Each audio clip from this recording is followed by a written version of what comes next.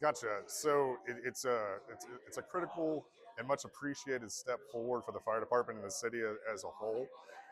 When the voters approved this bond, specifically Proposition B, which concerns the fire station, that allows us to restructure our response patterns to properly locate those stations where they need to be today versus where they were located 70 years ago, which ultimately allows us to provide a continually better level of service to our citizens. I thought it was really interesting that you mentioned that you guys are really pre-planning for like the I-69 corridor, for example. Can you just talk a little bit about that? Absolutely. We know that's going to be sometime in the future, but we've got to look towards the future and we need to be ahead of the curve.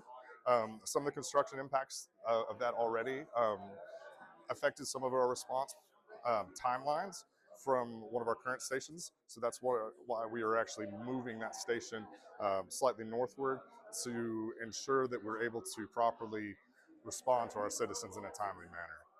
And this is a common sense question, but why is it important for fire departments to be able to get to their citizens as quickly as possible? Gotcha. That's a two-prong answer. One, as you alluded to, is the obvious thing. We want to take care of people as quickly as possible, whether that's a medical call, whether it's a car wreck, whether that's a fire. We want to be there as quickly as possible.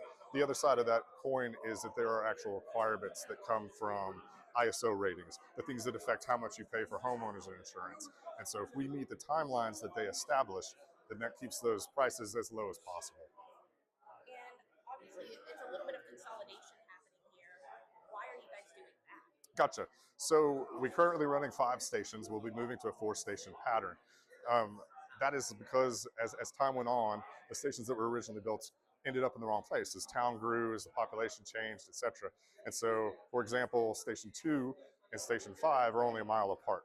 We need to separate those distances are to reestablish those response districts to more adequately distribute our people across the city. And what is one of the things you're most excited for regarding all of this? Oh my God, I'm not sure I can say one single thing. I think this represents a tremendous positive investment by our citizens in our fire service. We're extraordinarily appreciative of that. I love that it allows us to serve our citizens better. That once that these projects are complete, that we will be doing everything reasonably possible to ensure that we can take care of our folks the way they need to be taken care of. I was going to say something like that. It shows the commitment that this community has towards that particular team. Absolutely, the support during this process has been incredible.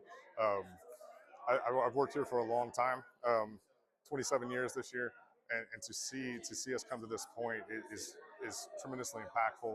It's moving on a personal level, and I can't express my appreciation enough to the citizens that supported us. And then my last question is obviously this is going to take a while. Is there a timeline on something like Yes, this? ma'am.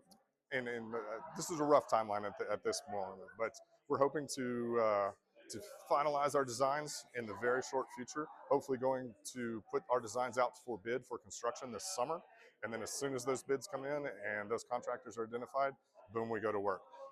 Once construction begins, it's predicted to be about an 18-month timeline for each station. So hopefully, in the next couple or 3 years, we'll be complete, moved in, and it's very exciting.